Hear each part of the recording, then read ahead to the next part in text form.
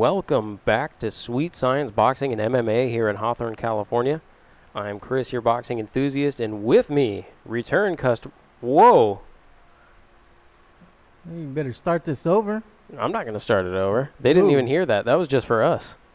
There it goes now. It's going now. Just so you guys know. So this, I think, is the second time that happened. That's actually the introductory theme that plays while we're showing the intro. So we just heard it like super loud in our headphones. Just so you guys know, for those of you watching the live stream. But yeah, returning customer, repeat customer, Anthony Saldana. Welcome back, man. What's going on, man? Not a lot. Glad to be back on the show. I'm glad to be back too. Hey, that technical difficulty was nothing like last night's. But Man. nothing like the stall on the Facebook Live, nothing like man. Facebook Watch's technical difficulty last night. But I'm sure we'll spend ESPN Plus. We'll get to it. Don't worry. ESPN Plus. Yeah, we'll get to it. We'll get to it.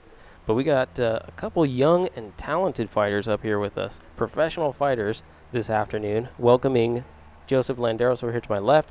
13-0, 13 KOs, correct? Yes. And you are 17 years old. 17 years old. How's everyone doing? I'm doing well. Good. Welcome to Beat the Count. And, of course, we have on this side Carlos Morales, the Solution. I'm going to have to get to the origin of the nickname. Will you be able to share it? Yeah, definitely. All right, cool. The Solution, 17, 2, and 3, 6 KOs, right? 6 KOs. Cool. And both of you have fights very soon, in the very near future. Yours is first. Joseph, you're coming up this Friday. August 17th, yes. August 17th. And in Tijuana? Yes. A new arena? Yes. What's the arena called again?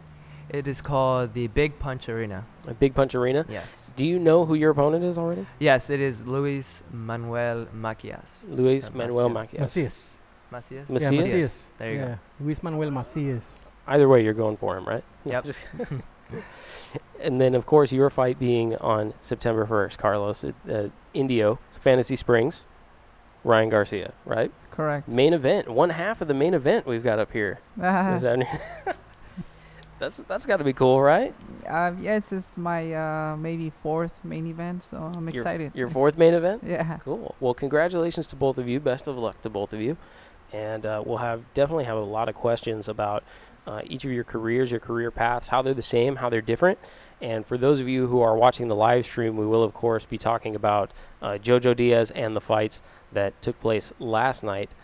His victory, unfortunately, not for a world title due to some weight discrepancy. But that's actually something that I think I wanted to ask you about, Joseph. So as a young fighter, someone whose body is still potentially developing, okay, we had an instance last night where Jojo Diaz, he didn't make weight, so he couldn't compete for the title, okay? Obviously, the fight still happened, but is that a struggle for you at this young age? Do you have problems making weight for professional fights? Do you see yourself in the near future having to advance into higher weight classes as your body develops and matures and things like that? Yeah, well, most definitely. We've been building up my career as a professional boxer, fighting at 118 pounds, but what most people don't know is that a couple of years ago, back when I was 14, fighting in different tournaments, I was fighting at 119 pounds. So now being 17, going from being 14 years old, now 17, 3 years, I've been competing at this weight. So sooner or later, we're going to be going up. But I think the whole deal with Jojo Diaz, as he said, he had some bad instance throughout the week, and maybe there was just something with his health that happened to be in line that it wasn't meant to be. Yeah, and to give some perspective on that, you have been a professional since you were 15 years old. Yes. Correct? And did you have an amateur background? Yes, I ended out my amateur career with over 115 fights. Wow. And multiple national titles. When did you start boxing? I started boxing at the age of 6 years old and turned amateur at 8 years old, in which there I started building up my career and going left and right throughout, whether it be California or different states such as Nevada or places like that. And you're 13-0 with 13 knockouts. Yes. So all of your fights by way of knockout. Yes. Is that something that you're actively seeking to do? Or is it just naturally has come through the course of these 13 fights? Are you hunting the knockouts, or would you say that they just occur? That's actually a pretty common question. I think that it's just something instinctual in me that just tells me to just close the fight out, and it's just something that happens. But I really am seeking for not more of a challenge per se, but more of an opportunity to give the fans a little more of a show.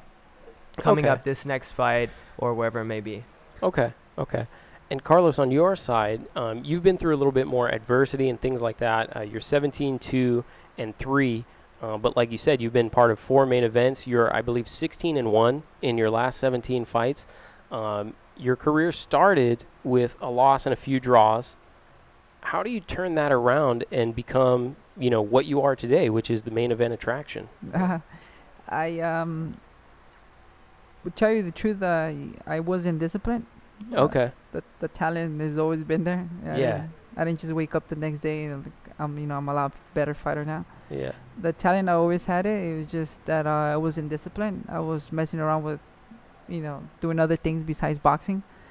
And I got a loss my pro debut and then 3 straight draws, and I said, is this something that you really want to do, or just go do something else? And I said, you know what, let's give it a chance again, and then I promise that I'm gonna do 100% from now on. And doing 100%, this is where if taking me to be number 4 by the WBA and ABO champion. Absolutely. Congratulations on that, by the way. Thank you. So I want to give you an opportunity because I don't want to be the bearer of bad news in case I'm the one to break this to you, but the live stream cutout, Golden Boy's Facebook Watch live stream cutout, basically right at the start of your interview last night. I know. What was it that they were asking you about? I'm sure you were promoting the fight. What are some things that you want to say, to the crowd, to the fans? The question was, if how's training camp going? And, okay. Do I have a message for Ryan Garcia? And I said, well, yeah, I hope he's ready for September 1st because I'm coming after him. And that was pretty much it. It was just a 30-second interview. Just a little 30-second thing. And then it got cut off. Yeah, cool. Everybody's messaging. You should have just told us it was like an hour-long interview because we wouldn't have known the difference anyway. The Facebook Watch cutout. What's on your mind, Anthony? So, being a Golden Boy fighter, being in the same stable as Ryan, you've been with Golden Boy longer than Ryan has. Ryan just got signed maybe a year and a half ago or so. He was fighting in Mexico. He did a couple of bash fights. Then he got signed to Golden Boy. And since then, Golden Boy has basically made it a priority to blow this kid up. He's doing a lot of self-promoting himself through social media, Instagram, 1 million followers, whatnot. As a fighter in the same stable, do you feel animosity that this promotion company is like trying to make a superstar out of one person and not you when you've gone the distance, when you fought Albert Machado for a world title? Is there a... I never thought of that. No? You don't think of that? You just made the fight personal right now. You just made the fight personal. No, I like I said before, I only focus in winning. Yeah. And I know that if I only focus in winning and everything else will follow, the rewards will follow. I know I've been in a lot of great fights and a lot of people don't know who I am still. Yeah. But this is my opportunity right now. Fight Ryan Garcia September 1st, and then people will know who I am. I've seen you fight at the Forum. I've seen you fight a lot of times, but I remember talking to you at the Forum after you had fought Charles Huerta, and that was a tough fight. You came away with the victory. It was a tough fight. Then after that, you have another fight. Then you take on Machado for the world title. Huerta gets that loss. The next time he fights at the Velasco against Striker and knocks Striker out. Hurt Striker. Striker hasn't fought since then. Two rounds or 1 round. I don't know how many rounds. And people that have been around the boxing community know that you're a tough fighter and know that you're gonna give it 100% when you get in that ring to take on Ryan. Do you see this as a good perfect opportunity right now? With Ryan changing trainers and whatnot to go in and to get this victory? It doesn't really matter who he hires to be his trainer. I'm still coming after him. His trainers can't fight for him. It's just gonna be me and him, and that's square circle. It's an excellent response. Yeah. Yeah. And that fight will also be on Facebook Watch. So that'll be Golden Boy's. I thought it was going to be their second attempt at Facebook Watch, but it didn't sound like they may have something in between then. You know what? I looked up Sullivan right now, and it doesn't show him fighting. I know he did have a fight coming up in Bethlehem, Pennsylvania. It was supposed to be a main events card with Golden Boy out there in Pennsylvania, but I didn't see anything on there. I even checked the boxing schedule, and I really don't see anything. So you just made that up? No, I didn't just make it up. Yeah, I made it up, man. I'm making up my own fight cards now, bro. Hey, that could be cool. Yeah, we should do that. Be a matchmaker? Yeah. Yeah. Why not? Yeah. Why not? Yeah. I'm just going to start being a matchmaker tomorrow. How'd you come about? How'd you get involved with Golden Boy? You know how? Ooh, I had a tough beginning. A lot of people don't know this, but like I said before, lost my debut, 3 straight draws. Then I fought 2 fights here, which I won. And then that's when I said, we gotta take this serious if we really want to be a boxer. Yeah. And then we ended up fighting in Mexico, I believe 3 times. And in between fighting in Mexico, I remember this because they did the media workout at our gym in Montebello. It was at the time it was Ponce de Leon's boxing gym. Yeah. Golden Boy hold the media event there, and then I saw one of the bow sheets that said I remember his name, Gabriel Tamahayan, an Armenian fighter, to be announced. He didn't have an opponent. I was like, what weight does he fight at? He's like, oh, he's fighting at 130. They haven't found him an opponent, and it was a day and a half before the fight, before weigh-in. Yeah. And I said, okay, call Robert Diaz, and if he hasn't found an opponent, I'll fight him. And then they said, they called him, hey, you sure you want to take the fight? It's just a day and a half notice. I'm like, just give me 133 pounds, and I could make 133 pounds, and we'll fight him. Yeah. So we ended up going to Indio. I fought Gabriel Tamahayan, beat him 6 rounds, kicked his ass. Wow. And guy had a lot of fights. I believe I only had like 8. He had like 15, 16. I mean, he was in there with a lot of good fighters. So Robert Diaz was surprised that I took the fight, and they didn't have notice. And then he said, okay, I have another fight for you, Santiago Guevara, 8-0 guy. Beat him, and then, we might look into signing you. And I said, 8-0 guy, let's do it. So I went against the 8-0 guy. I beat him 8 rounds or 6 rounds at the Velasco, the first time they did a Velasco show. Yeah.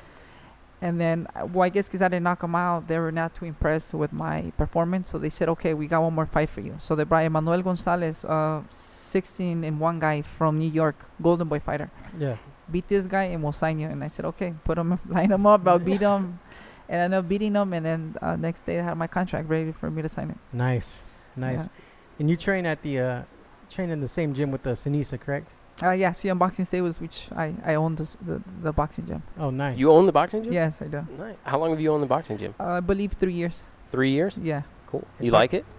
It's a tough business to be in. Yeah, yeah. We do it more for the community, trying to get the kids off the streets and help any type of kids out of with anything that we can. That's awesome. And talking about helping kids and helping in the community, you have 2 boxing gyms, right? You have one in Mexicali, Yes. and that's open to The public. the public, that kids, that can't afford it, they can go and they can train for free out there in Yes. Mexicali, correct? Yes. Yeah, and then you just built a new gym in Riverside, right? Yep. You have Saul Neno out there with you, Neno Rodriguez out there? Yep. We're Yeah. slowly building up a team. This is on private property, but at the end of the day, we've been inviting people out, and I think word is just going to spread, and hopefully we have like the next Robert Garcia's boxing gym. And Yeah. right now you're training with former world champion Hibaro Perez, correct? Yes. Raul Hibaro Perez Yes. and Jose Estrella. Yes. And how's that training going?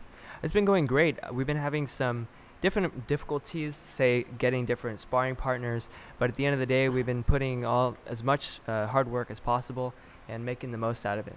And currently you're an independent fighter, correct? Yes, independent, no promotions, no manager, just us. Okay. Yeah. Doing Hopefully, pretty good. hopefully at the end of the year, things will start changing. I know this past year you've really come up in the public eye. I know you did a commercial for Nike, correct? It was Yes. supposed to be released during the Super Bowl, came out during the Winter Olympics. Yes, it was. And then been an actor in a few movies now. Yep, 2 movies, and the Nike commercial is actually interesting. My mom, she watches all these motivational talks, and next thing you know, it's like a compilation of different videos, and she's seeing my face right there in the video. So that was just a quick input. It was like crazy experience. Nice. What movies were you in? Well, they're coming out. One of them is called The 13th Round, Okay. and the other one is called Shadow Boxer. Oh, you Shadow guys- Boxer. Yeah, yes. You guys can be expecting those probably by the end of this year or the beginning of next year. yeah. So how does that come about from your career? Well, I think that the majority of my career has been based upon just a lot of handshake type of deals. Nothing really signing. It's just been word of mouth, and that's the way we work. I happened to get in contact with Fernando Paramo in the beginning of my boxing career, in which introduced me to different people within the industry of LA. And sooner or later, I found myself on set for Nike. And after that, word got around, and now I have more movie opportunities coming soon. Awesome. We might see a leading man here. Yeah, actually. Man, you are balancing quite a few things here. There's essentially an acting career, There is school, obviously, because Mhm. you mentioned you're going to be a senior this year, Yeah. right? Last year. And starting tomorrow? Yeah, tomorrow's the first day. Thank you for being on the show. Yeah, no problem. My pleasure. So you'll be a senior starting tomorrow. You have the acting career, you have the boxing thing. What's your schedule like? How do you balance all of that and show the right level of dedication to each one to continue to, advance yourself personally and professionally? Well, it's just a lot of time management. I think every boxer faces different obstacles in the career, but it's really how they approach it with their perspective and all. I've been waking up at 4 o'clock in the morning, or 3:30 rather, for the past couple of years now, since I was probably in the 7th grade. So what is that? Over 5 years now. So I've just been getting used to that type of regimen, but afterwards I end up going to school. After that, go to the boxing gym, and sometimes even work out maybe a 4th or 5th time out of the day before I go to sleep. But with school, it is really probably the biggest obstacle because of how much of a demand there is for homework and for projects and that type of involvement. But I'm just looking forward to this upcoming year. So only 3:30, huh? No, I'm just messing around with you. I don't think I literally can't even crawl out of bed until 4 hours after you've been active and at the gym and all that stuff. Right. I have so much admiration for what you guys do. It's crazy. Man, sometimes I'm just going to bed at 3:30, man. He's waking up and I'm just falling asleep, man. Yeah, That's your party lifestyle, man. No. You gotta cut that back. Nah. It's not good for you. Nah, I'm not partying. So, this Friday, Mexico, you're fighting a southpaw. Yes. How many southpaws have you fought in your career? In my career, I believe I've only fought 2. Yeah. So, this will probably be, I believe, the 3rd one. Little change. Yes. Yeah. But in the past with amateurs, I've been able to fight more southpaws. But I think the thing about amateurs is it's so go, go, go, and on the spot that you really just have to be prepared. And with this training camp, we've been able to spar different left-handers and get used to that style. Great. Carlos, did you fight in the amateurs? I did. I had 45 amateur fights. Nice. 45 amateur fights. And both you guys, so you guys are both gym owners up here too. I neglected that piece. So there's, you guys are professional boxers, gym owners. You got the school thing going on. Man, there's just a lot of talent floating around this table. I'm feeling lacking. Right? I need to pick it up. I need to step my game up. You know what I mean? All right. You guys want to talk about the fights that happened? You know, let's stick with Carlos for a minute before we get into the fights. With Ryan coming up, man. How was that fight offered to you? Did Robert, matchmaker Michelada guy just come to you and say, "Hey, let's get you set up with Ryan," or did you have somebody else, or what was going on there? How did that fight come about? Well, we were supposed to fight René Alvarado. He's ranked number 2 by the WBA. Yeah. I was gonna defend my title because I wanted to become the mandatory challenger for Alberto Machado for a rematch. And that's what the thing that was planned. And then about a month ago, he calls my manager or email and said, "Hey, we have this fight, September 1st, Ryan Garcia." And I said, "Oh shoot, Ryan Garcia, September 1st." Yeah.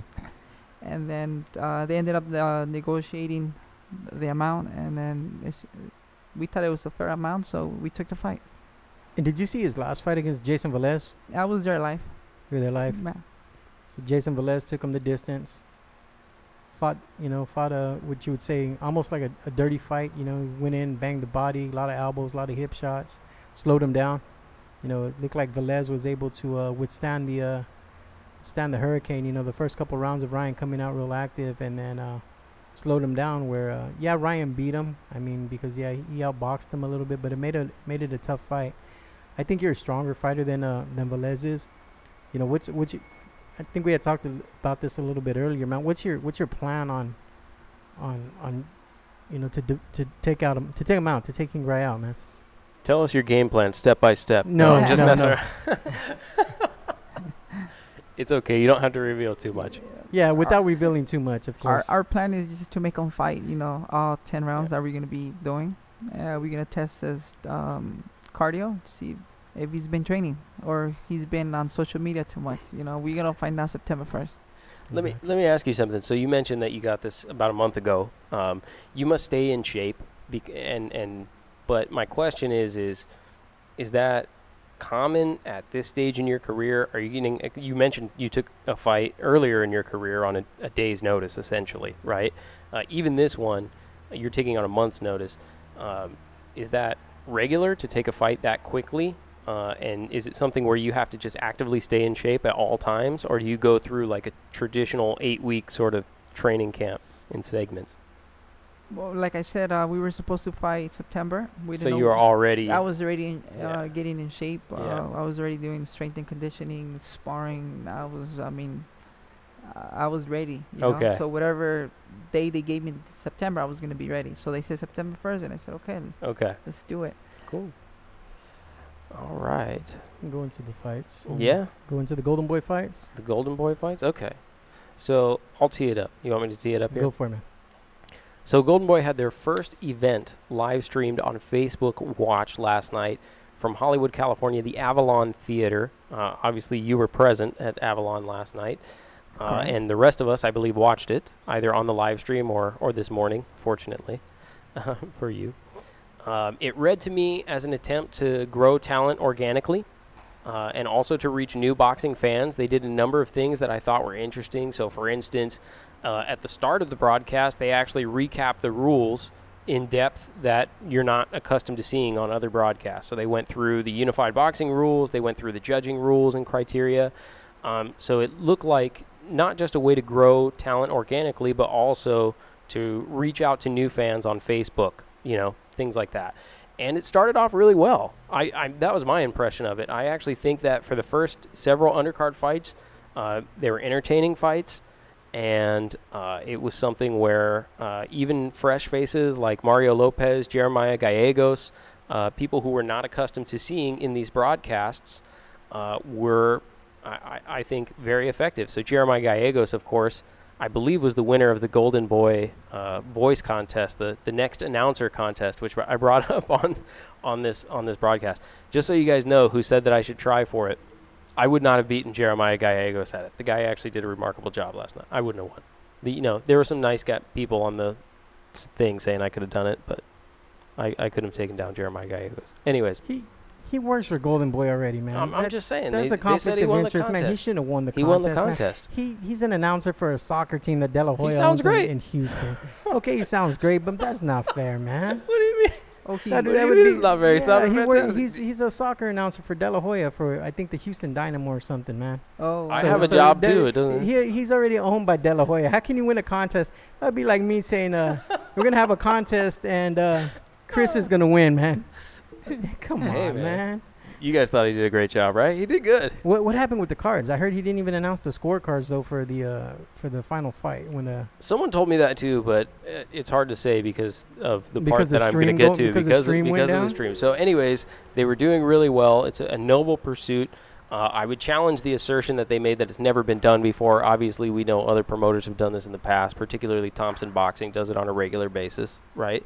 It has been done before, but they were doing well. And then during the main event, it started to experience some latency and delay on my side, and there are several thousand people that I understand experience this as well.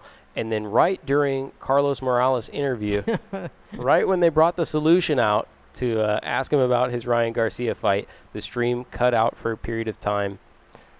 Several rounds for some people. For me, it was only a few minutes. I think I missed about half a round. But the viewership, you can see on Facebook Live, it shows you how many views you're getting. The stream I was on was at around 65,000 viewers. And within seconds, it went down to 10,000, and it did not recover, which means at the end of the main event, it was still only at 10,000. It never rebounded and got back up into those high numbers. So the question is was it successful or was it not successful? That's why you do a test run, man, like at the Belasco. They should have did it Friday night and did a test run and then ran it. You don't do it in what possibly could have been a world championship fight. The only reason that wasn't a world title fight is because Joseph didn't make weight. Yeah. So you have this fight where a lot of people are interested around the world in watching. You're making them watch on Facebook, I know it was set up through Apple TV too. So if you had an Apple TV or an Apple box, you could set it up through Apple TV. But I mean, it's like, do you really want to have a trial run on Facebook Live in what possibly could have been a world championship fight? Well, I mean, You know, I question. I see your point. I see what you're saying about trying to develop new viewership and get more people into more boxing. people and into whatnot. boxing. It was, yeah. I mean, I think at the same time, we also have to remember this is not a broadcaster, right? This is Golden Boy. This is not like when we watched Fox the other week and their broadcast was not very good of PBC, right? That's Fox. Their job is to broadcast content to people. Right. When you watch, for instance, ESPN Top Rank, the first fight on ESPN Plus, we lost a whole heavyweight fight on the undercard right in the middle. And that's ESPN. Their job is to broadcast. This is Golden Boy, you know, so I give them some leniency. They're not a broadcaster. They're doing this for the first time. And no matter how much testing you do, I don't know that you can test for the amount of volume that they had. Do you test? You can't test with 65,000 people, you know, watching it. You can only test what was there. So I'm not going to go overboard and say that it was successful. I think dropping a fight during the main event, it is kind of the definition of a failure. But I really appreciate what it is they're attempting to do with the live streams, and I look forward to seeing Carlos get to be on one here in the near future. Except for I'll be at that one in person, I think. We'll all be out there for that. Exactly. But I think there has to be a backup. I mean, you know, they've got this contract with ESPN. I think Facebook should be secondary. I don't know if Facebook is the way I would go. Of course, again, I'm not a multi-million-dollar promotional company owner either. But I, as a fan, not just as media, but as a fan, I don't know if that's the direction I would go. Maybe it'd be a backup. Have YouTube going, have Facebook going, have the website going, and then have it on ESPN. You know, I mean, have ESPN as your primary so people could watch it on TV. Yeah. Or they could watch it on YouTube, or they could watch it on Facebook, or they could go to goldenboy.com and then watch it on goldenboy.com as well if they wanted to stream it, you know, or even Ring TV.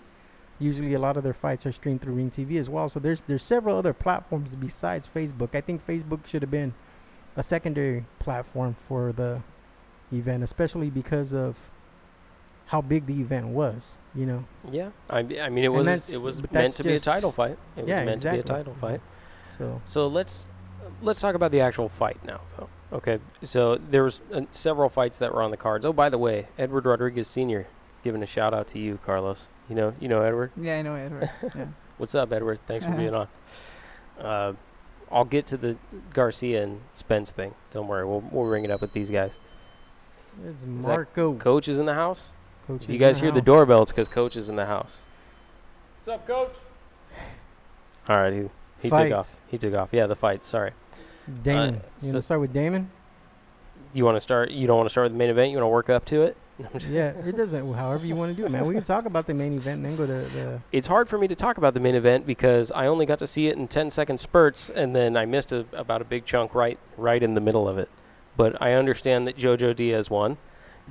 You were there.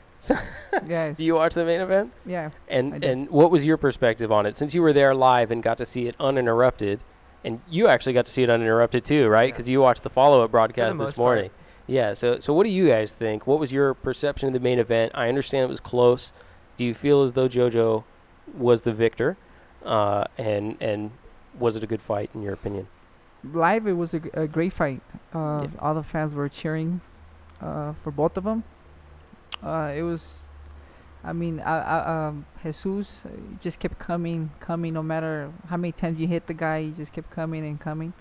And I feel like Joseph did the right thing. You know, he landed combinations, tied the guy up, turned him around, and kept doing the same thing over and over for 12 rounds. So I was there. I saw him winning probably all the rounds. Okay, so ringside, you saw him putting on a pretty dominant performance. Okay. Correct. And what was your perception of it? Very similar to him, actually. I knew right off the bat, as soon as the bout started, that JoJo wasn't going to have an easy fight. You know, unless there was just one opening or something lucky that he would hit the guy with, Jesus was coming, you know, really dominant and really just action-packed. So it was a good fight. Yeah. And I thought that, I'm not too sure if it should have been a unanimous decision, but I mean, Close fight. It was a very close fight. Let me ask you something before I get to you, Stacks, because these guys are right in and around your weight class here. I mean, they're floating, you know, right there. JoJo can conceivably go up and stuff like that. When you watch that, do you watch it predominantly as a competitor? Are you looking at it like as a fan, or are you watching it and really looking at how you would handle those individuals? No, when I watch live boxing, I like to be a fan. You can enjoy it? Yeah, I like want to scream and come on, hit him harder or whatever it is. I don't like at somebody be like, oh, you know, he's my next opponent. I don't worry about it until, you know, he's presented to me. Say, hey, this guy's your next opponent. Then we focus on him. Okay. But I like to be a fan and enjoy boxing. That's cool. Yeah, that's cool. I mean, I could ask you the same thing when you watch professionals who are in or around your weight class. You know, do you have that mentality where you're watching that? Are you sizing them up, or are you actually excited to be just part of, get to experience the live event? I think with my life consisting so much with boxing, and so much, you know, whether it be weight cutting or conditioning, it's really exciting to just take upon the stance of being a viewer at the fight.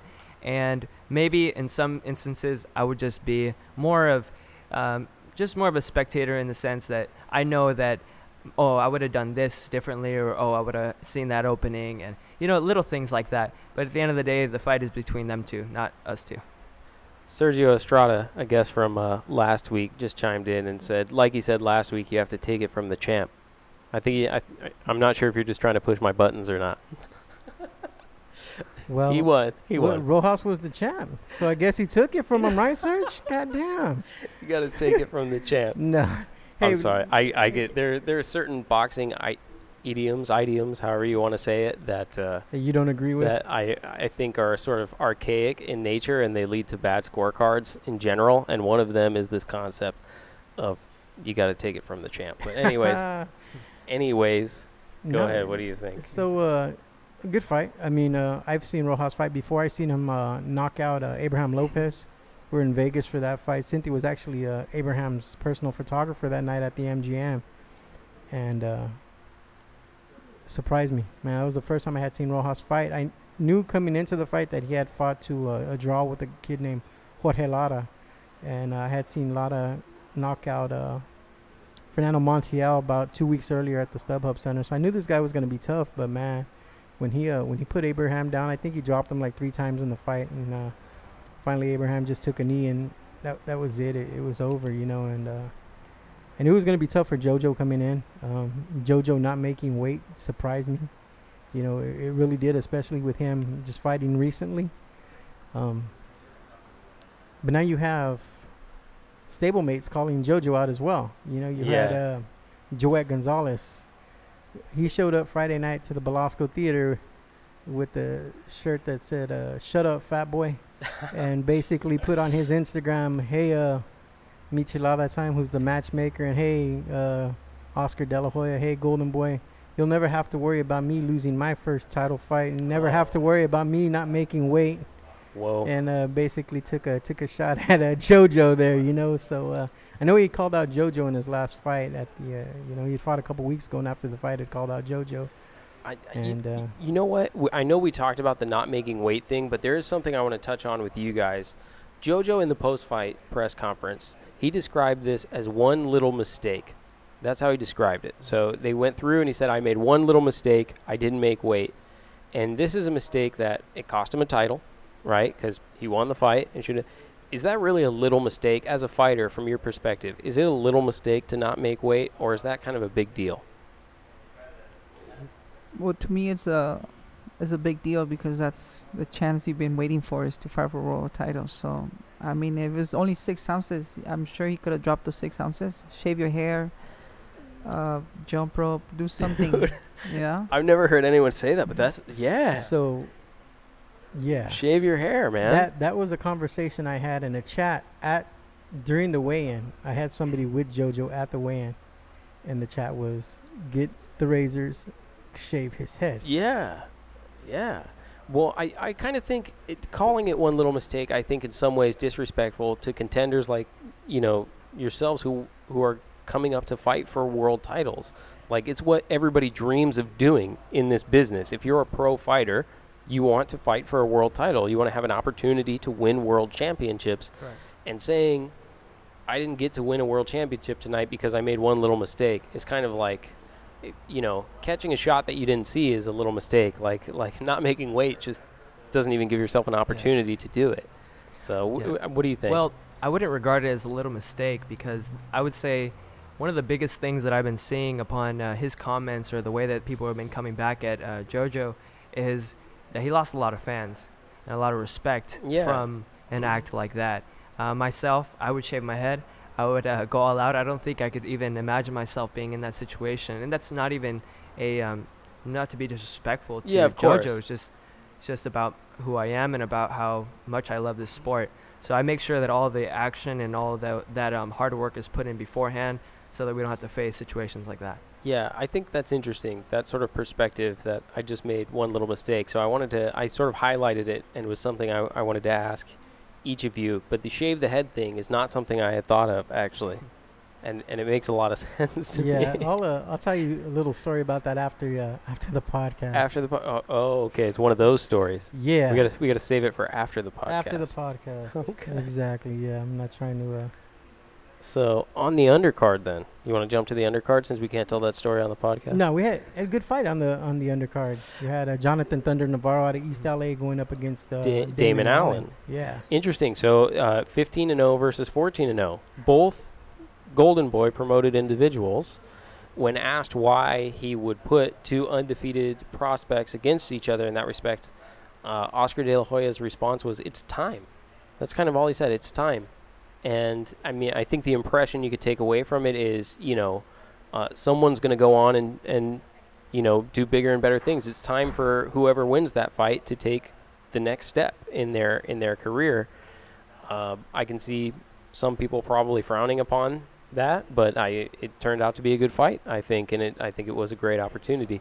Did you guys you saw the undercards? Obviously, you were there. Yes. Did you watch the undercard as well? I really only watched that fight out of the undercards, as well as Diaz's fight. So there's a very peculiar finish to this fight. So Navarro won by KO in a fight that he could have lost a couple rounds. There were some rounds where I felt like he would have lost, except for at the end of the round, he would land like one really big shot. He was almost out of there in the 5th. He was dropped after the bell in the 6th. So basically, he took a shot, and then the bell sounded, and he couldn't make it back to his corner. He hit the deck, got up, went out for the 7th round. When he was knocked out in the 7th, he was not looking at his opponent. And what I mean by that is he took a shot that was a clean shot, and they showed the replay several times. He turned to look at the referee almost as if he expected the referee to stop the fight, because he was still hurt from the previous round when he was knocked down. So he took the shot, turned to the referee, and while he was looking at the referee, caught a subsequent shot that really put him out. That was the KO blow. A super peculiar finish. Were you able to see that at ringside? Did you I'm not sure if you were able to see replays and stuff like that, but did you see that final shot, him not looking at the referee shot? I didn't get a chance to see that. There was cameras there or replays, but I didn't get a chance. I just saw he got hit with the left hook. He was out on his feet, and then Jonathan just hit him with the right hand and put him down. So. And whether it's a low blow, kidney shot, a hit to the back of the head, you got to protect yourself at all times. That's the rule. You can't stop in the middle of a fight unless that referee actually stops. You need to protect yourself at all times, because you turn your back towards that referee. One, he could either call the fight and say you don't want to fight anymore, or two, it could end up the same way it did last night, where you get popped. Yeah, he took a shot while he was turning to the referee. To your question, which is, do I think he should have been allowed out for the 7th? His demeanor tells me he should not have been allowed out for the 7th, meaning if you're in bad enough shape that you're going to turn to the referee when you take a shot to say, like, hey, are you going to step in here? Are you going to do something? You probably should not have been coming out of your corner to begin with. Yeah. So I don't know that he should have gone out for the 7th, to be honest. Yeah, and that's where the corner needs to jump in, man. They need to look at their individual fighter, and they need to see if they're capable of coming out. And they need to make that professional decision for the fighter, because sometimes fighters have more heart than that's good for them. They'll want to go out. They don't want to give up. They want to continue to fight. And they may go out there and really get hurt. And that's where the corner needs to step in and see, hey, does he really have a chance? Can he hurt this cat? Is he going to outbox him the next few rounds? How close is the fight? There's several questions as a corner person that you have to ask yourself while you're checking out the fighter, Yeah, I mean, I will say that it's reminiscent to me, if you didn't get a chance to see it, it's kind of reminiscent of the Mayweather knockout of Victor Ortiz, where Victor Ortiz takes the first shot and then looks over at the referee. Different circumstances. Mayweather's was more perceived as a sucker punch. This was not in any way a sucker punch, but it's that same kind of, takes the first shot, turns and looks, and then takes the second one, then which really does the damage. You know what I mean? Yeah. So if you didn't see it, it's a peculiar finish. I would say spend some time to go back and look it up. So the other fight on the undercard, Ferdinand Korobian, right? I got that right? Yeah, Korobian. Versus Jose Rivera. Ferdinand Korobian is managed by One Fight Management. So One Fight Management is a management company that started, I think, earlier this year, right? I think it started like in March of this year. So he's actually managed by Ronda Rousey, essentially. Yeah. An Armenian cat who came in and scored a unanimous decision over Jose Rivera. I think it is his 10th professional fight, something like that. What do you think of that fight? Did you check that one out? No, I didn't see that fight. I didn't. Like I said, my stream was going in and out, so it could have been the whole night. Yeah, man. It could have been. It could have been my phone. I was at the beach, man. It could have been. Could have been my phone. Could have been the stream. But when the stream went down, I thought it was my phone, until I got like 20 inboxes like, "Hey, did your stream go down?" And then so I hit Twitter, and then Twitter's going crazy, and so was Fat Dan and everybody else on Twitter criticizing Golden Boy. So yeah, I can understand it. There was a lot of people going in on them.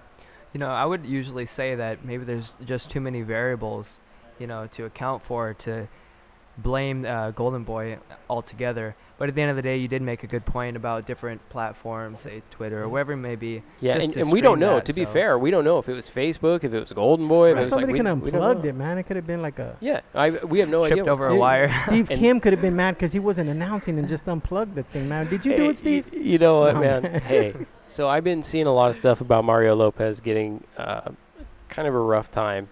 I thought he did all right. I thought Mario Lopez did fine. Where's Screech? Did you see one of the fighters in their post-fight interview? I think it was that fight, actually. It was Korobian, I think. In his post-fight interview, he said, I guess you could say he was saved by the bell. Right. I was like, man, he's taking shots at Mario Lopez from in the ring.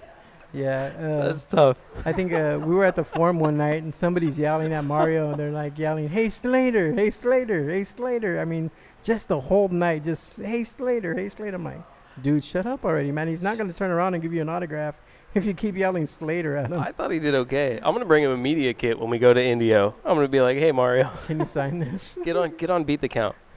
Right? I'm going to get Mario on here. No, man. He says no, man. He's got his own podcast, man. You can go join his podcast. He doesn't know who I am. He has no idea what's going on. So, yesterday, I was talking to you guys. I was talking to you about this before the show. So, not Ronda Rousey, Mia St. John. Oh, yeah. Is going back and forth with Sean Gibbons, who's a manager / promoter / trainer / everything for Top Rank for a long time. He's worked with several fighters, including Manny Pacquiao. Yeah. They go back and forth about steroids on a Twitter feed. And she admits to using performance-enhancing drugs through her career, right? Throughout her career, not just like it's like throughout my career we use performance-enhancing drugs. I was just smart enough not to get caught, and everybody in boxing is using it. Everybody in boxing is using. Now, I'm not asking you guys to say names. I would never do that. I would never even ask you guys to, to say anything about it. But how prevalent in boxing do you guys think that steroids is? What do you think? Personally, I've never really had an encounter with it. I think if it is something, it's something behind closed doors, and I've never seen it. Yeah. The most dirty thing I've probably experienced is just people tampering with gloves or tampering with hand wraps and doing those types of things, which is a whole thing of itself. But steroids, I don't quite have any experience with that, to be honest. Never seen it, never heard of it, never used it. Yeah, she offended a lot of fighters by saying that. You know what I mean? Because there's a lot of people, like even I think Stacks, you were saying like Tony Bellew and other people came out and were like, what are you talking about? Don't go tell people that all fighters use use steroids. You know what I mean? Like Yeah, I build my whole career off of training and hard work. Yeah, Carl you know? Frampton. Carl Frampton Yeah, was Carl one of them as Frampton, when he's yeah. basically saying, you know, don't paint me in the same brush. Don't paint me with Yeah, that same yeah. brush. He says, Don't. I've worked hard. I've trained all my life. You know, I'm not. You know, don't put me there. You know, so you know, basically it was a shot at Triple G, saying that she was mad at Triple G for being a hypocrite. That if he really thought that highly of Canelo and Canelo being dirty, then why the hell was he fighting and taking all that money Canelo was giving him? You know, and then it turned into a back and forth battle between her and a bunch of other people on Twitter. And then she comes out and basically says, yeah, so what? I've used my whole career. Yeah, so you're saying here on the live chat that it's borderline manslaughter, and that sounds harsh, but it's true. This is a combat sport, right? So, like, people who are using performance enhancers in other sports like baseball, what we were saying before this, you hit some more home runs, you know what I mean? You do some more stuff like that. These are people's lives, you know what I mean? When you use performance enhancers and you get in and you're hitting people, you know, it's criminal. In my mind, it's absolutely criminal. It is. That some action even though she's retired, so I know her mentality is I'm retired, so I can say these things because it doesn't matter at this point. But that's like criminal activity. You just admit, I don't know. I'm not on board. Honestly, I wouldn't doubt if 6 months down the line we have congressional hearings about the prevalent use of steroids. The same way they did it in baseball during the Bonds and McGuire era. With her coming out saying that she's seen people, she knows that everybody's on dope, that the majority of the boxers are using steroids, they're going to put her in front of Congress. They're going to ask her to name names, and they're going to start giving people subpoenas to show up and give their testimonies. And then the next thing you know, you're going to have people getting perjured and ending up in prison for lying to Congress. You know who's great for this and for the sport of boxing? This is going to sound weird because a lot of people will say he's not great for the sport of boxing, but Floyd Mayweather, right? Because of his demands for Olympic-style drug testing and things like that, and being at the peak of his career. So he's, you know, a guy who's pushing 40, still was achieving goals at the peak of his career, demanding the most strenuous drug testing that is available to him. You can see that this individual, the one who's at the top of the sport, this guy, did it all from hard work, right? Like, he did it from training and all that kind of stuff, and demanded of everybody, including himself, a higher level of, you know, testing. Yeah. And so I think in some ways to be like, hey, everyone does it. And you're like, well, the guy who's the best in the sport for like 5 years, you know, or longer, maybe it depends on when you consider him surpassing Roy Jones or whatever the case is. He was clean. You know, undoubtedly he was clean, right? So I don't know. I think yeah, I have harsh words for that. And you know, like Devon was saying, you know, look at Reggie Bush. They strip him from the Heisman. There's been people that have lost medals, people that have been put in jail. You know, so she needs to expect a rude awakening in these next few weeks.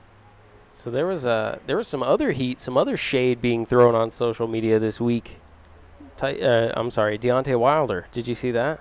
Man. Deontay Wilder took it to the Mike Tyson level of crazy with his quote. He said he wanted to knock out Brazil in front of his daughter so she could see. He wanted Dominic Breazeale to bring his son on stage so he could look into the eyes of the man who would cripple his father. That's where we're at in boxing. Yeah, that's that is some crazy shit, man. So Brazil fires back, man, and Brazil's like, look, you're on your third wife. You got 3 kids with 3 different baby mamas, and you got a daughter that's a handicap.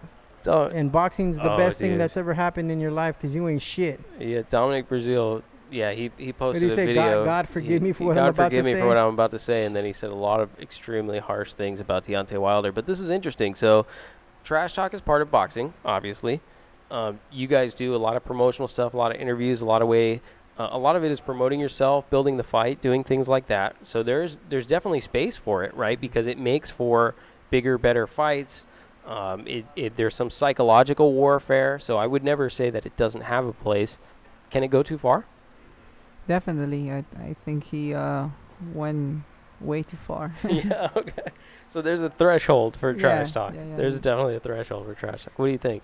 Yeah, well, even with how fast social media is these days and with how involved we are with all the drama, I do think that was a little bit overboard. Yeah. And something very similar to what Mike Tyson has done in the past. So maybe it's just a quote of the times. Yeah, I mean, Mike Tyson used to throw out sound say bites like that. I want to eat your kids. children. Yeah. Yeah. I wish you had children so I could step on their testicles. You know what I mean? Yeah, like but, that kind of shit. Mike Tyson, to me, I think he's like legitimately insane. That dude's like, he's borderline nuts, man. I don't know if Wilder I guess he'll is or never be not. on the show. No, I'm just kidding. No. Well, if I'm on the show, dude, and I'm at that level, no, but No, I'm saying he's going to hear this and be like, yeah, I don't want to be next to that. no, but I mean, I don't know. There's a place for everything. I mean, yeah, you want to pump up the fights. You want to get people to, to buy your pay-per-views or to be interested in the fight or try to pump something up, especially with Brazil and Wilder, because nobody really wants to see that fight. They want to see Wilder and Fury. They want to see Wilder and Joshua. Nobody really cares. I mean, boxing fans, okay, we'll watch Wilder and Brazil, but casuals want to see. These are heavyweights, man, and they want to see the best action fights. They know the names. They know Joshua. They know Wilder. They want to see that fight. People know Fury. They know Wilder. Okay, they'll be all right with that fight. But Wilder and Brazil, you go to social media, you go to some of these boxing, these boxing chats on Facebook and whatnot. Nobody wants to see Brazil and Wilder.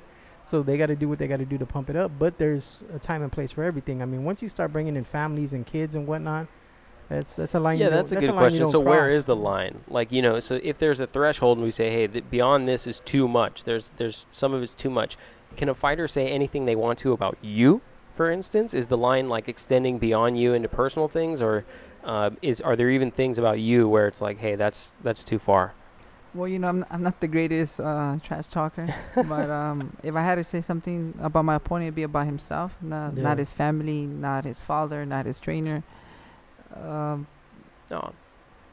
That's pretty much what it comes down to. I don't talk about your kids, your wife, or anything. So yeah, exactly. What do you think? Is it? Well, at the end of the day, I would like to be judged mainly for my character. Yeah. Or for what I have done wrong, say in the past. So for something so outlandish as those type of statements, I don't think it. I think that's definitely past the line. But as he said beforehand, I don't quite talk trash before the fights. I usually just you let guys my just actions in the ring, right? Yeah. Talk your Good trash with your old-fashioned fist. boxing. Yeah, exactly. Yeah, a lot of heat. Now, there's a question that I got for you guys. I will entertain it. We don't have a fantasy matchup planned for this week, but this topic comes up a lot. The question came up, is Mikey Garcia versus Errol Spence Jr. So I'm sure you guys are aware of those two individuals as fighters. What are your thoughts on Mikey Garcia versus Errol Spence Jr. specifically? Who wins the fight in your mind? Well, I'm excited that Mike Garcia wants to take on the challenge. Yeah, it's a big challenge. Fighting a 147-pounder like Errol Spence Jr. Yeah, champion. Yeah. And I mean, I'm with Mikey. If he wants to take on the welterweight division, I'm supporting him, and I'm glad that he wants to take into a bigger challenge and fight the best 140-pounder out there. Both great fighters. I entirely agree with what he says, and I would go with Mikey as well. Stax, you described this as like a win-win, right? Win-win for Mikey. No way Mikey loses, even if he loses the fight. Unless it's a quick 30-second first-round knockout, it's win-win. Win because, for one, if he wins, to me, that's 4 divisions. It puts him in the top pound for pound. You may say there's other people above him, still Terrence Crawford or whatnot, because of the undisputed championship. But when you win, I would say that. Yeah. But when you win titles in 4 different divisions, right, and you're at that level that Mikey does, beating Errol Spence, who right now is in some people's top 5 pound for pound already, and he's only fought in welterweight. He's already there. If he goes in and he beats him, he's a guaranteed first ballot Hall of Famer. He's in everybody's top 5 pound for pounds, if not the pound for pound fighter. If he loses, right, Errol Spence's stock goes down just a little bit more than it does go up, because one, he fought a smaller fighter coming in 12 pounds lighter. He gained 12 pounds to fight him. He's smaller, right? So his stock will go down, but Mikey's continues to grow because of the fact that now, guess what? There's a blueprint to beat Mikey. He is beatable. So now you're going to have other people, well, he's got a loss, so let me step up to fight him. So now maybe Crawford steps up. Now maybe Danny Garcia steps up. Now maybe Sean Porter steps up. Other fighters are going to want to fight Garcia now rather than ducking him because they see that he has that loss. So the fans are going to actually win because they get more entertaining fights. Whereas if he stays undefeated and tries to fight at 140, say a Jose Ramirez or an Antonio Orozco or somebody like that, they're going to continue to duck him. A Lomachenko, you know, I'm not going to say Lomachenko is going to duck, but because of the promotional boundaries between Top Rank and what Mikey has had with Top Rank, I think that fight doesn't get made anytime soon. But to me, it's win-win all the way for Mikey, win or lose. So, first of all, I think it's a stretch to say that people like Bud Crawford and Danny Garcia are avoiding or ducking Mikey Garcia. I'm not saying that. Bud Crawford is not. I'm not saying that. What I'm yeah. saying is that those fights will be made a lot easier if he takes an L rather than be undefeated. Easier from a promotional standpoint or easier for Bud Crawford to take? You think E- Bud Crawford easy- wouldn't take a easy- fight with Mikey Garcia right now? I'm not saying he won't take it right now. Okay, What I I'm was saying is gonna it's easier for these fighters, though, for these bigger names to take on Mikey. Yeah. So to be fair, I get what you're saying. I already do think that he is in the top pound for pound fighters. So I would rank him in the top pound for pound fighters. The only thing I really contest is that he wouldn't necessarily be number one pound for pound because it's unfortunate for him that the other two fighters that are sort of at the top of that list actually fight in the weight classes that he fights in, right? So Lomachenko fights at 135. You know, Bud Crawford fights at 147. So when you look at it, those are guys who are normally listed as sort of 1 and 2 pound for pound with Mikey somewhere behind that. So can you be number one pound for pound by beating around those guys, beating other people around them, but not them individually? If he beats Earl Spence, he leapfrogs Lomachenko. Lomachenko's got, 13 fights? And some of these belts that he's won, except for maybe Linares, were vacant or somebody coming off, picking up a vacant title. Mikey's was vacant. Mikey? Mikey's was vacant. But still, four divisions. I still think he leapfrogs Lomachenko. Mikey only picked up a 140-pound belt off of a guy who had 13 fights when Bud Crawford vacated the division, right? True. So Bud Crawford left the division. Mikey picked up that belt. His next belt, he picked up obviously in the last fight, which again is not. He never beat Linares or Lomachenko to get his 135-pound belts.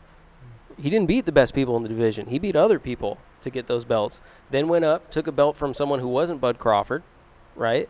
Now, if he goes up and he beats Errol Spence, yeah, that's huge. But my point is... So you don't think he leapfrogs Lomachenko in the pound-for-pound ratings? No, I think it's hard to do that without fighting him. They're the same weight. And how do you put Lomachenko in front of him? How do you justify putting Lomachenko in front of him? Because he's already in front of him. He's already in front of him right now. But with the win over Spence in the 4th division, how can you justify still having Lomachenko there? He's gone up 12 pounds. He hasn't gone up 12 pounds. No, if he goes up and he wins. No, but that's extra credit we're giving to Mikey because Mikey already had a belt at 140. He's going up 7 pounds. He just went back down. But from this last fight at 35 to 47, that's 12 pounds. We're talking about that's 12 pounds, but he already has a belt at 140. He's not actually. It's not like this miraculous thing where he's never fought between those two weight classes. He fought at 140. 147 is his next line. It's a huge move. Don't get me wrong. It's miraculous. If he were able to step up and beat Errol Spence Jr., it would be miraculous. Like, it's not just like, oh, that's pretty good. So that's incredible, right? But it's an incredible feat. Promotionally, I know you're saying he needs to beat Lomachenko, but or Bud, either one. Okay, so again, then he's still jumping up weight to fight Bud, but Lomachenko, right at 35, being around the sport, knowing what happened with Mikey, how hard is it going to be for that fight to be made between Mikey and Lomachenko? Yeah, it's hard. Really? Yeah, it's hard. Is Top Rank really going to feed Lomachenko to Mikey coming off of no. shoulder surgery? Sure, no, it's hard. It's hard. It's not going to happen. That's not what the plan. Prior to the shoulder surgery, the plan would have been for Lomachenko to pick up a belt off Ray Beltran, and then for the two of them to unify, not go straight into Mikey. Even if he didn't injure his shoulder, he was never fighting Mikey next. He would have fought Ray Beltran. This plan for Lomachenko has been set forever, man. They knew exactly what was going to happen. They knew Beltran was going to win. They were going to feed Beltran to him either way until he had to have surgery. So I mean, this isn't nothing new. Top Rank has had a game plan. It's like chess moves, man. They know what was going on this whole time. And yes, Chris, you're wrong. He said you can't put Loma in front of Mikey. Period. Really? Really? He doesn't stand any chance. He has no chance at beating Mikey. That's what you're telling me. Sorry, I have punches on the board here telling me I'm crazy. Loma he has no chance at beating Mikey Garcia. If he with his pitter patter style, he gets some amateur style. He wins points. Yeah, he can outbox him, but I don't think he knocks him out, man. I don't think he knocks him out. I didn't say he knocked him out. So Loma, I need to take a I'm poll. I'm We're not going to do a saying- poll. I'm not saying he can't beat him. Of course, We he got can a lot beat of him, people man. in here. We got a lot of people in here today. All right. Does Lomachenko have a chance at beating Mikey Garcia? Not by knockout. Not by knockout, but he can win a decision. That's fair. That would be fair. I'll say that. Yeah. Does Lomachenko have a chance at beating Mikey Garcia? I just want to see a great fight. If that fight is This made, guy. I Really? want to be a fan and I want to enjoy it. That's so. fair enough. Fair enough. Come on. I'm going all the way around. I'm not just going the people at the table today. Does he have a chance at beating? He does, right? No? Oh, I got another no. We got another. Coach? Does Lomachenko have a chance to beat Mikey Garcia? Yeah. Everybody has a Coach's chance. coach's face said it all. I'll- Coach looks at me like, what are you talking about? I think I'll defend my position. I think Mikey Garcia has definitely a great chance to beat Lomachenko with a knockout or whatever it may be, but I also know how unpredictable boxing can be. So Okay. in that case, when you Man, say if I'm someone really getting outweighed here. when you're saying someone can beat someone, He can. He's Yeah, got no, that ballet dancing under his Yeah. wing, man. So he can dance around the ring. In the sense, you're saying in the sense that anything can happen, Lomachenko can beat Garcia, but what you're saying is it's unlikely. right? Okay, you would pick him to win. I can see Loma 2 weeks before the fight with a picture of Mikey on his tennis ball. Yeah, I think it can happen, man. He can What did outpoint him. What did he do to you, man? What happened? Oh, man. So, We gotta- anyways. we got to talk about this after. Anyways, so the reason I can put him up there is because, by the way, which I never answered, Loma beat Guillermo Rigondeaux, who was considered one of the top pound-for-pound fighters in the world. He beat Jorge Linares. He actually beat the next best guy in the division. What weight He did they didn't- fight at? 135. Him and Rigondeaux. Oh, come on, man. Yeah, No, I'm just asking. They fought at what, 130? Was it 30? Yeah. So no, he definitely went up and he was a bigger man. But what I'm saying is that he beat Rigondeaux. He beat Jorge Linares, who's the next biggest name in the division outside of Mikey. He's beating other pound for pound fighters. Mikey Garcia beat Sergey Lipinets, who just fought like last week, and did not look good. And Orlando Salido beat Lomachenko. So what's your In point? his like second professional fight by throwing low blow after low blow. Lomachenko has a win's only- a win. So you're gonna have sour grapes because he won. He threw a low Lomachenko- blow, but he won the fight, right? He's only had like 13 fights in his entire career. He's had as many fights. So as- that's his as- manager's fault for putting him in there with Salido in the second fight, man. He should have won, right? He's so great. He should have beat Salido. Right? I'm just saying. Man, Lomachenko's getting no love. I'm not on getting. this. No, he's got love. I'm not convinced yet, man. 100%. I'm not convinced yet, man. He's Not 100% convinced yet. he just said with that weight was not the reason that Rigondeaux lost that fight. 100%, it was not the weight. No, it was not the weight. no, it wasn't the weight. Not with that fight. He was getting tagged all night. I mean, he quit. That was boxing he said- skill discrepancy. That was like this he wide. He said, I hurt my left arm. I broke my left wrist and lifted up his right hand. Broke his left wrist. He never even landed a punch in the whole fight. There's nothing he Right? broke his wrist on. Yeah, and then he was holding the wrong wrist. Yeah, no. Oh, man. No, that didn't have anything to do with weight. But Mikey, he can beat Mikey. Mikey has to cut off the ring. Mikey has to make it a phone booth type of style, phone booth style fight, and get inside and tag him and hurt him. He's got to cut off the ring. How good did Mikey look against Sergey Lipinets? He took a lot of shots. Oh, he took a lot of shots against Sergey Lipinets, huh? He took a lot of shots. Yeah, at 140, he took a lot of shots against Sergey Lipinets. Yeah, but he won. not like Lomachenko and Salido, right? I'm just saying. Oh man, you're getting a lot of fans today, Stax. You're getting the love. You're getting the love today. He's picking up fans, and I'm losing them as we speak. By the way, Because you're talking that bullshit, I'm man. not- everything I said is 100% accurate. Just leveling. Why out. don't you like Mikey? I like Mikey. I just Huh? told you I think he's one of the best pound-for-pound Why fighters don't in you the like world. Mikey? Man, what did Mikey do to you, man? He didn't do anything to me. Look, I literally think it's Bud and Loma, and then Mikey. Okay. And I think that it's hard to have Mikey jump either of those two when they all fight in the same weight classes. They No, all but- fight in the same weight class. How does one of them jump the other without Because you without become beating a him? 4 division or 5 division. What is it? 5? Would it be 5? It would be 26, five. 30, It'd be 35. Yeah, five. it'd be 5. So I'm He'd be wrong. a 5-division world champion. 5 division world champion. Yeah.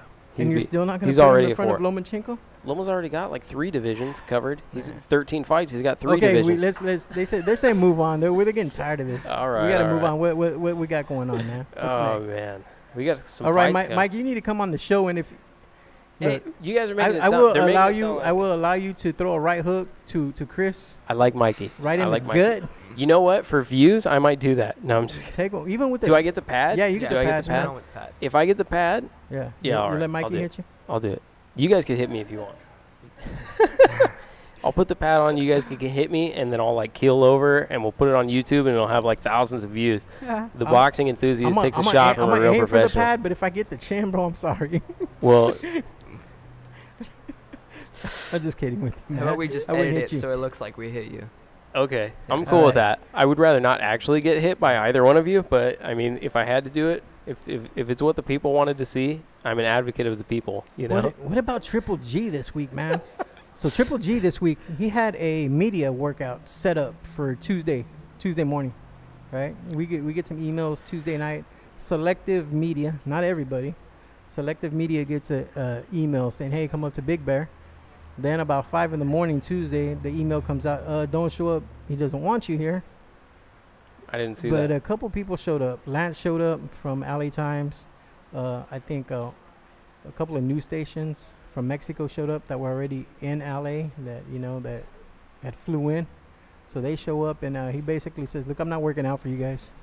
I'm not giving you guys immediate workout. I'm not doing it. I'm tired of you guys being up here. They keep showing up. The media keeps showing up." Abel Sanchez comes out. He's pissed. He's like, "You know what? Nobody's promoting this fight. Why is it up to my fighter to stop his training, to stop camp? We're in the middle of camp, and you guys need to go bother Canelo. Golden Boy's not doing enough to promote this fight, blah, blah, blah, blah, blah, blah." And I guess he gave him 15 minutes of his time. He ran. He was getting ready to take off running for his morning jog, ran about 100 meters, stopped and turned around and said, "I'm done. I'm going inside." Went inside and stayed inside Really? for like 6 hours, so he decided to come out. By that time, there was only like 3 or 4 people there. So he did a quick interview, and that was it. Are you allowed to comment on Canelo and Triple G? Can you like pick someone? I know the Golden Boy thing, so I have to. Is it a mandatory Canelo pick? No, it's not. It's But not mandatory. No, but I still believe that Canelo is gonna come out victorious September 15th. Okay. What do you think? Who do you I got? won't say who will be victorious, but I will say that they're both some of my favorite fighters, and I know it's just going to be a great fight on that night. It should be. You know who I got, man? Yeah, I know who you got. I got Triple G. You know what I do. Yeah. I always dance around this question. I don't answer it. I'm going Especially with myself having that Mexican style, as we said beforehand. I mean, the first one was great. I thought that Canelo's technique to, slip away from those punches was pretty smart. And Triple G tagged him a lot throughout that fight, but we'll just see what happens next. I think Canelo's knee is going to have a lot to do with it. I know he just had that orthoscopic surgery. He's been training. A lot of his training videos that are coming out, a lot of stuff that's coming out on social media has his knee wrapped up. He's got that spider tape on his knee, so we'll see how his lateral movement is, because he's going to have to be dodging some punches. G's going to come after him. G's not going to change his style up. G has the same style. But then again, we might get surprised. I mean, he might fight the style that he did when he fought Lemieux and just pop his jab, so... I want to see Spike O'Sullivan fight on that undercard.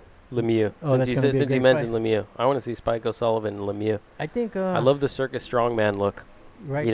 That's going to be a good fight. That's going to be a... that fight's going to be a lot like, I think, Lemieux and Curtis Stevenson. Okay. I think I can see that. they're just going to bang. They're not even going to box. They're just going to go in there and bang each other. Well, you got a French-Canadian against an Irishman. That's going to be a damn good fight. Chocolatito's back on the card. And then, For now. And for now. Chocolatito kind of keeps making cards and then dropping off cards. Well, making he's in cards the- and well, dropping off cards. Well, he had some stuff going on in Nicaragua where he couldn't get his visa. So it wasn't necessarily him. He was stuck in his country. They got a lot of civil unrest going on, so he was stuck. He's out in he's training with Randy Caballero. He's out at Caballero's gym right now in Coachella. So he's been out there for a few weeks, and then they're trying to get Jaime Mugina back on the card. Okay. I've heard a few names. Some cat, his last name's Cook. I think he's like 22-1 from Canada, LMU's camp. Yeah, I don't think he can. Based on his last fight, I don't think you want to feed him to the other title holders in that division. No, it's not gonna be a real big name, but yeah, I think they're trying to get him on the card. So see what happens. Heard the bell again. Wasn't sure. He's Joseph's dad. Oh, okay. I got you. Yeah, but yeah, I think we got some good fights, and then that Thursday night you're gonna have Golden Boy has a card the Thursday before the Canelo fight. Then the next day, that Friday in Fresno, you have Jose Ramirez and Antonio Rosco going at it. That's Golden Boy in top rank right there. And Jerwin Ancajas, the one of the Superfly titleists, is gonna be on that card. Then the weekend before that, you have Superfly 3. Superfly 3, yeah. Superfly 3 at the Forum. That's here, yeah. And that's then here. that same Saturday as Superfly 3, you have Sean Porter and Danny Garcia. So there's some big fights coming up, man. Some real big fights coming up. Including 2 fights for these individuals here. Man. So before we wrap up, I want to give you guys a chance to plug your fights. And also, if you have like an Instagram, a Facebook page, if there's anything you want people to follow, there's a camera right there. You want to let them know? Who goes first? Hello, everyone. If you enjoyed what I had to input for this conversation, We did. check me out on Facebook at Joseph Landeros and on Instagram at Joseph_Landeros. Thank you. And you're fighting On Friday. This Friday, August 17th, 17th. in Tijuana, Mexico. Awesome. You guys can follow me at Twitter, Facebook, Instagram at the Solution 1990, and don't miss my fight September 1st against Ryan Garcia. Fantasy Springs. Fantasy Springs. Indio, I'll be there. Also, go check out my YouTube as well. I really admire what these guys are doing, using the YouTube Live and then seeing more users doing that. You can check out more content there as well. That's it. Also, if you want more information on Joseph Landeros, you can follow Supreme Boxing. We're constantly giving updates on Joseph. Anybody interested in going to Joseph's fight next Friday, if you show up to TJ, you show up to the Big Punch Arena on TJ Friday, come see me, find me, and I will have complimentary tickets for you. So if you guys are interested in driving down to TJ, hit me up on social media. You can hit me up at Stacks Ringside on Instagram. You can inbox me on Facebook, Anthony Saldana. If you guys show up to TJ, you guys want to see Joseph fight, I will have complimentary tickets for you. We want to get a big crowd in there for Joseph. So, like I said, hit me up on social media. Make sure to catch Carlos as well, September 1st. Man, this is going to be a big fight. Ryan Garcia, right now, one of the top Golden Boy prospects. He's undefeated. As everybody knows, he's got 1 million followers, and he wants everybody to know he has 1 million followers. But guess what, man? Those followers ain't going to follow him into the ring when he's got to take on the Solution. So, it's a big point in both of their careers. You got Carlos that I think in the last 16 fights his only losses to the world champion Alberto Machado. Looking for that rematch. He's tough, man. He's been in it. He's an NABA champion. So I mean, don't overlook this guy, man. You may not have heard of Carlos the Solution. He may not have had as many followers or have as many followers as Ryan, but that doesn't mean, like I said, those followers don't follow you into the ring. So if you guys want to see a match, you guys want to see a good match. Boxers don't win matches by follower count, bro. Exactly. Instagram ain't going to win a boxing match for you. So it's okay if he doesn't have the same amount of followers. No, exactly, man. But make sure, man, give him a like, give him a follow. If you guys are interested also in any type of advertisement, you guys want some advertisement, hit up the Solution on Instagram, inbox him, but serious inquiries only. Please help this kid out. He's a good kid. He's from East LA. Actually, where? Highland Park? Highland Park. From Highland Park. Good kid. Humble kid. Known him for a while. So, make sure to go out there. Make sure to buy tickets. Make sure to support him. Thank you. All right, guys. And then for me, of course, you can follow Beat the Count on Facebook, Beat the Count on Instagram, # Beat the Count. And I've got all those things now. It's crazy. I've had them for like 2 weeks. There you go, man. I'm like modern. Yeah, and continue to I have follow like an us. Instagram. Continue to follow us on YouTube. If you listen in, you don't watch us on YouTube, but you listen into the podcast. We have 10,000 followers now, so continue to follow us on YouTube. We're only going to grow and get bigger and better, man. That's right. And if you guys want to catch the podcast or previous podcasts, you can do that on iTunes, on Google Play Music, or on Podbean. This one will be up a little bit later tonight. So if you need to follow this, I'll put all the links in the description for that. And I think that's it. Fights this coming up this week, real quick. You want to do fights this week? We can just go through them. Real quick. You Besides have these guys? No, I'm just yeah. Besides these guys, also you have Carl Frampton and Luke Jackson. Tyson Fury and Pineta. Fury and right? Pineta. Yeah, Tyson Fury and Pineta. And right. I think that's about it. Besides, That's it. Yeah, that's Frampton, Jackson, then Fury and Pineta. So we'll Pineta. be back talking about those ones next week. And for those of you asking about the fantasy matchup, I don't have one for this week. I wanted to dedicate all the time that we had to these two individuals and to their careers, but we will continue to do the fantasy matchups. If you have ideas for future fantasy matchups, please message me on Facebook, hit me up on Instagram, Beat the Count, either one, and we'll continue to incorporate those in. I won't let you in on who I'm thinking about for next time, but I'll post it on Facebook once I finalize it. Okay? Cool. All right, guys, that's it for the show this week. Thank you for all your participation and for the crowd here today. Thanks, guys. And signing off.